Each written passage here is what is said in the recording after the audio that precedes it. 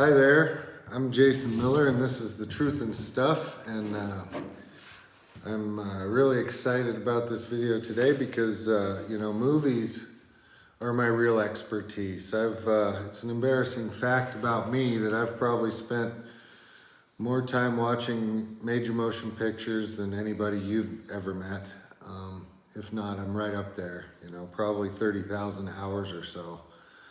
It's an embarrassing statistic to me, but I also spent 10 years working in the motion picture industry, doing everything from producer assistant, second, AD to art department and writing, acting, producing, directing, post-production, and marketing. I've pretty much done it all. I've made every small student films all the way up to $1 million, produced $1 million major motion pictures. And so, filmmaking is a very sophisticated art. It's a business, but it's also definitely an art, and it's almost a kind of wizardry. The filmmakers of today are basically the modern day wizards, and they are dark wizards for sure. They are the masters of make believe. Really think about those words, make believe. They make you believe, or they make a lot of people believe, and but you have to be asleep, or basically asleep, for some of their the sophistication and their wizardry to work. Not all of us are.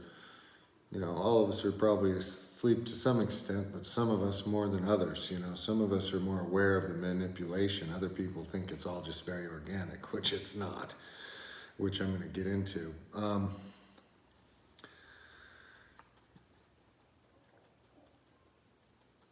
But, the thing about deception is that we don't know we're deceived.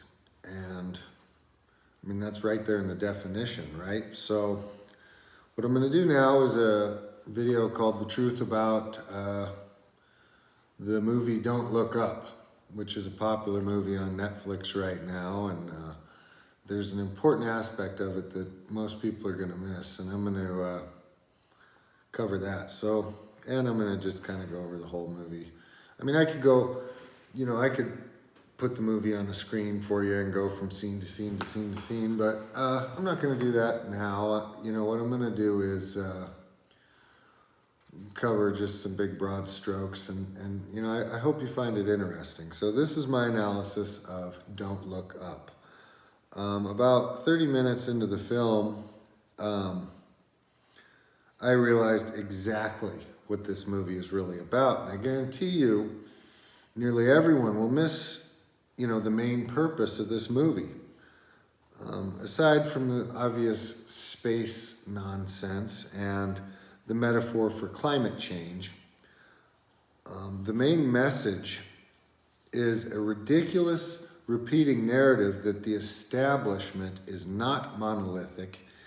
It is not vertically integrated or organized.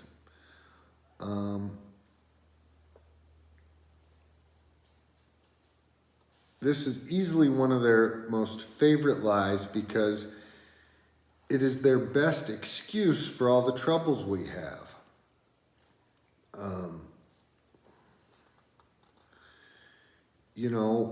With this lie, they've managed to fool even some of the most astute and observant people around. Their lie, their big lie, the reason they made this movie is to push the idea that the people in charge of everything are incompetent. That they just don't know what they're doing, but nothing could be further from the truth. It's a lie. Nearly everything that we're experiencing has been planned out by some of the smartest and most vile people imaginable. And they all have all the money and power in the world backing them. This is something that the writers, producers, director, and actors of this movie are well aware of. They all know exactly what they're doing. You know, listen to this name of cast. Leo DiCaprio, Jennifer Lawrence, Meryl Streep, Jonah Hill, Cate Blanchett, Tyler Perry, Ron Perlman, and Adriana Grande. Let me tell you something about these people. These folks are not just big hitters. These are the biggest guns in Hollywood. Leo DiCaprio, Jennifer Lawrence, these two are the top of the top. You know, Oscar winners, Grammy winners, the elite of the elite in Hollywood. And the entire reason, you know, this tippy top of the Hollywood talent world has been engaged or, you know, hired or, you know, employed to work in this particular movie is to sell this big lie of societal incompetence or structural incompetence, but it's not true, okay? You know, they want you to think, they want everybody to think, oh, these people just don't know what they're doing. But again, it's all planned out, it's been planned out, and it's planned out for 100 years in the future. You know, and then of course with this film, they do it with comedy, right? Which is the new, you know, a new thing that they do. You know, the evening comedy shows do it now, you know, where they really try to brainwash people with comedy, make it light. And, you know, there was a time where entertainment was mostly just entertainment, and comedy movies and comedy shows were really just funny. But that time's over, okay? You know, it's all agenda driven now, okay? Their job, these comedy actors' job is to sell all the lies. You know, to make us believe, to make believe. And, you know, some of it don't fall for it, but I'm sorry to say it's fewer of us than we'd like, you know. And if we're honest with ourselves, we'll be able to recognize that we ourselves have been manipulated about a lot of things. It's tough to catch sometimes, and many people are still very asleep to it all. They hardly notice the manipulation. They think so much is happening organically when the opposite is true. Social scientists are doing 99.9% of people's thinking for them. And this film is really no exception. But that's the thing. Once you see it, you can't unsee it. So that's what me and a lot of other people have been trying so hard to do the last many years, is just trying to get people to see the lies, the manipulation, the trick, you know, the veil that's been pulled over people's eyes. Because when you see it, you know, when you do see it, the lie no longer has an effect. In fact, it has the opposite effect. It becomes kind of a slap in the face. And hopefully we get, you know, fired up and initiate some kind of change against these monsters.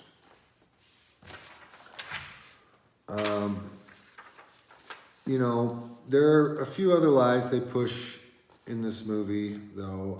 The second big lie is that these people in power operate solely on self-interest. Self-interest. They don't, okay? They have everything they need already. They don't even care about money at the top because, you know, what they understand money. They know that money really means nothing.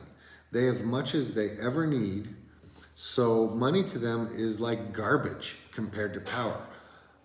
They simply use money to seek power, and that is what they seek, and frankly, they also intend to do evil, you know, that a lot of them are literal Satan worshipers that want to hurt people.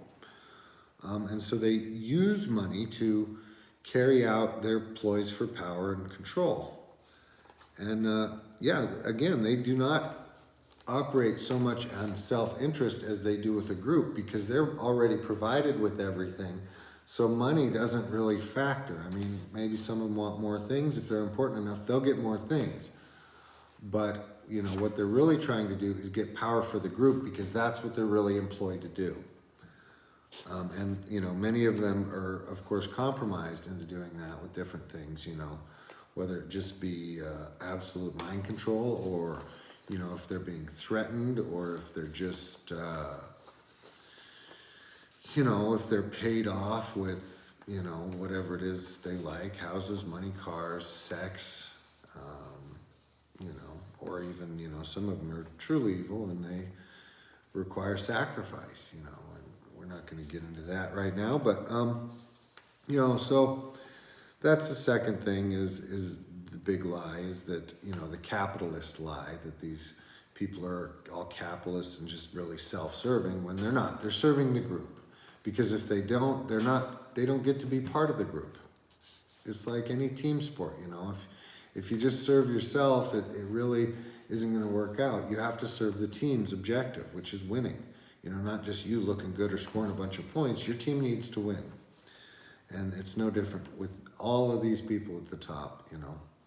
I mean, sure, some of them, you know, get money and want money, and, you know, for the things they do, they're provided that, you know. It's even, you know, they have to do, a lot of these people, you remember Harvey Weinstein? I mean, how many of those actors in the, you know, the Weinstein movies had to screw Harvey or do whatever? I mean, you don't even want to know what some of those girls had to do.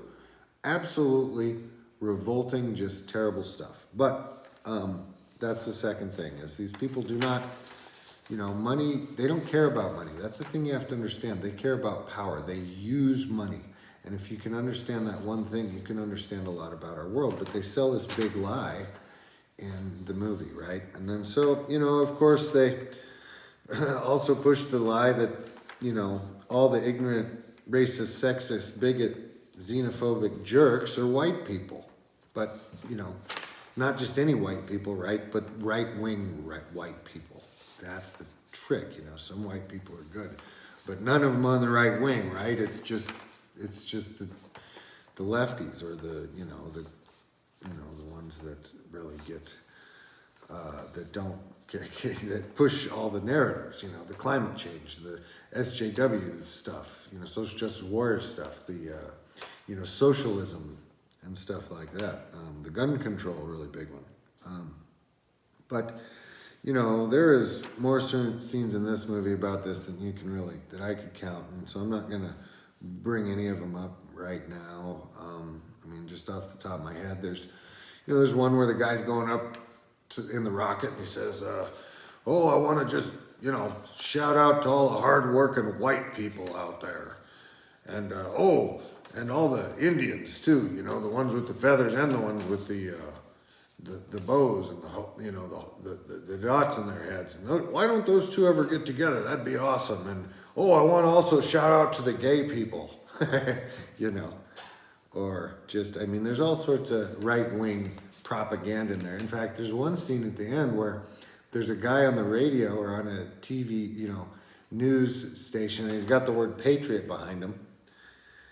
And he's just totally ignoring the comet coming down to Earth and saying, you know, oh, the top news story in the world is, you know, don't, you know, topless, you know, news reporting or something, you know, topless something or other. And, you know, that's the kind of the idea of the movie, is don't look up, right? Is there's a comet coming, which is a, you know, metaphor for climate change, and don't look at that, look at everything else. It's such a joke. I mean, you know, that's made for the dumb ass people, left-wingers, who will see the metaphor and think, and then be brainwashed by the, you know, the propaganda in the film. So anyways, and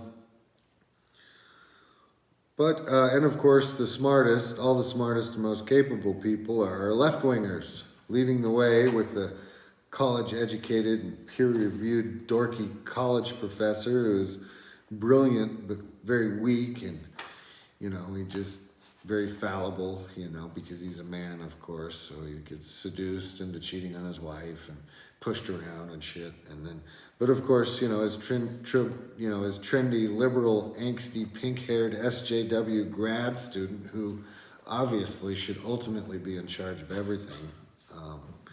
And you know, in fact, she gets the line that sums up the entire point of the movie the best. She says, guys, the truth is so much more depressing. They're not even smart enough to be as evil as you're giving them credit for. You know, so, you know, let me repeat that. They aren't even as smart enough to be as evil as you're giving them credit for. See, that is the big takeaway with this movie is, you know, they're selling the incompetence at the people at the people at the top when nothing could be further from the case. And this is very, very, very important. Because once you see this, you realize that it's all being orchestrated, and I mean all of it. You know, virtually nothing happens organically that is big, you know. When it comes to, you know, just everything, you know, the high cost of energy, you know, the low wages, you know, the economy, you know, the high gas prices, the high cost of goods, you know, and cost of living in general, and, you know, the fact that we don't have, you know, clean energy or, you know, cheap energy, you know, the fact that we do have all these problems of drugs and sickness, it's all being controlled and orchestrated. But this movie pushes the idea that no, it's because they're incompetent. They are not. But yeah, so this dorky or this liberal, angsty, pink-haired SJW grad student is, you know, basically the coolest person in the movie. But yeah, so, you know, and again, you know, everything is unfathomably calculated. They have, you know, planned everything from, you know, 100 years ago to now, and they're planning 100 years in the future. They know exactly where all this is going. And of course, they're, you know, if you're really paying attention, you know, they're pushing for the end of the human race, which we'll get to in a minute. Yeah, so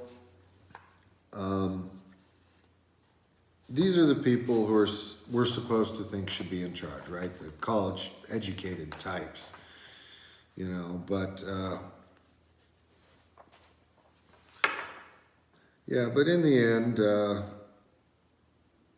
you know, the great ineptitude of the human race and everything causes the Earth to be destroyed, right? The asteroid hits the Earth, climate change doesn't get fixed, and you know, and then all the people on it die too, right? That's the end they want. All the people dead. You know, because people are terrible, ignorant fools that are a bane on the earth and all deserve to die. That's their ultimate goal, you know. You know, these people, they will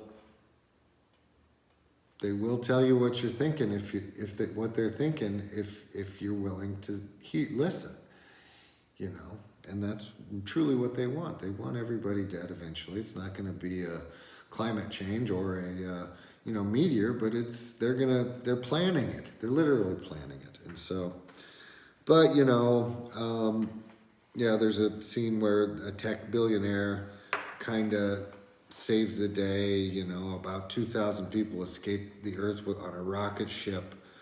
But there's good news because, you know, those people die too. You know, they go to another planet and then they end up walking out onto the planet naked. We see Meryl Streep's disgusting ass. And, you know, and she gets eaten by one of the critters on this other planet, right? And, you know, and presumably most of them do. But, you know, so don't worry. Even though the few escaped on a rocket ship, they died too. So the good news is all the humans die, except for the very, very end where, you know, the cockroach chief of staff of the White House crawls out of the rubble. But the point is, you know, everyone dies in the end because of the incompetence, right? Not, you know, that's what they want you to think is going on. That's what they want everybody to think is going on. So that's the big takeaway. They want us all to think that, you know, the people in charge are inept, ignorant, disorganized, and incompetent.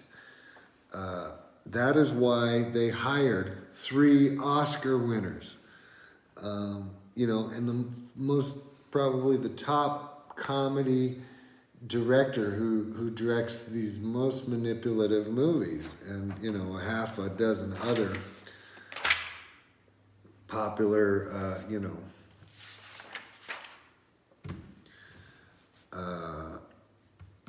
actors in the film, and, you know, just top-notch production value and all that. Yeah, so, you know, and this is really to push, you know, the idea that the technocrats should be in charge, right? The Bill Gates, the, you know, Elon Musk, who else? Oh, Steve Jobs and Jeff Bezos. Jobs is obviously dead, but who's his replacement? Tim Cook at Apple. What a creep that guy is, boy. But they're all creeps. And, you know, just chill out, you know, eat your fast food, take your pharmaceuticals, go back to sleep, go to work, pay your taxes, right? Yeah, so that's it. That's my analysis of the movie Don't Look Up. I could do, you know, hours and hours and hours on this movie alone, but I really want you to just take away that, you know, they want us to think that, you know, it's like the political theater. They want us to think it's so inept, it's so back and forth, it's so organic. Oh, the right wing versus the left wing, and, you know, oh, it's all Biden's fault. Dude, Biden doesn't know what world he's living in. The guy is near gone. He's just a puppet. You know, at one point he was part of the power structure, you know, fairly smart, contributing to things, but now he's just a face, you know, he's just that guy. He can, you know, stands up there with marbles in his mouth to make the U.S. look bad, and, you know, he's a Potsy, obviously. He's, you know, going to take the blame for a lot of the terrible things that we're about, going to see coming up. Boy, I think 22 might be real bad. I mean, 2020 was bad, right? 2021 was worse, and, you know, that's the problem, is the trend, you know, and they want you to think that's due to incompetence, and so we're going to have to give all of our freedoms up to the right people, you know, so they can solve our problems. But anyways, that's my film review of Don't Look Up. I'm Jason Miller, and this is The Truth and Stuff. And I hope to see you back for another video. Thank you.